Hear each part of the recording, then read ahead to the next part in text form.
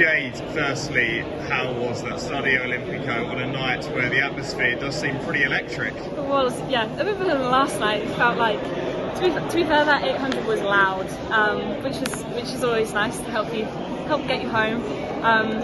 But yeah, I'm so happy.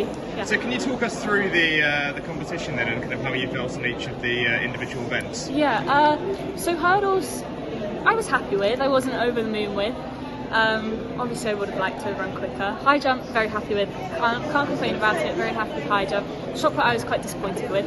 It's like I threw PB like a metre further a few weeks ago, so that was hard to take. And then the 200, it wasn't bad, but again I know I can run quicker, so I think I left yesterday feeling quite frustrated. But then today I was so happy with it. I was so proud of myself today. 6:48 long jump, which is the second furthest I've jumped in a heptathlon. And yeah, javelin, I was just proud of myself in javelin as well, because I have been struggling with it, and then so to get a 42 I was like, okay, you're still on for it. And then the 800 was just kind of my coach said I need to run 2:12 to get the, I think 6:3 it was, and so I just clocked onto whoever was in front of me and I was like, just don't let her go, and yeah.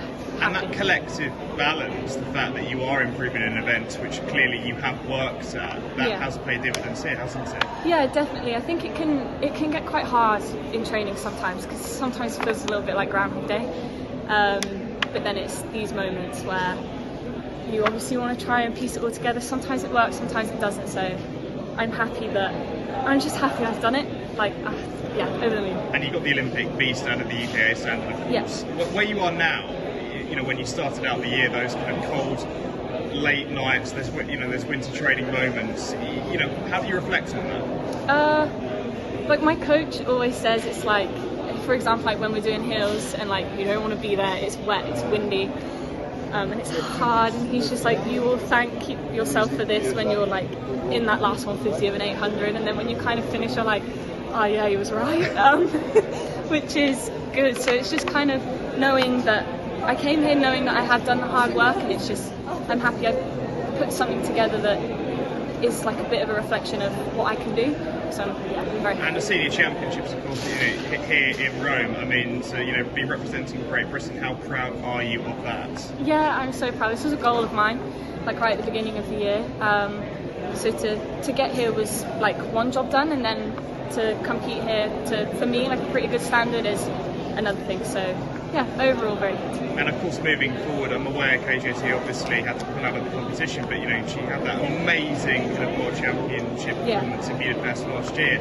And going potentially into the Olympics, the strength in depth in the multi-events now in Great Britain seems to kind of be rising up. Yeah, well, I mean, we have a great history of it anyway, so it's always nice to kind of know that you have a legacy already, and so to kind of strive to kind of get to where they are, but also like focus on yourself is important as well, and even just to be able to compete with Kat is pretty cool.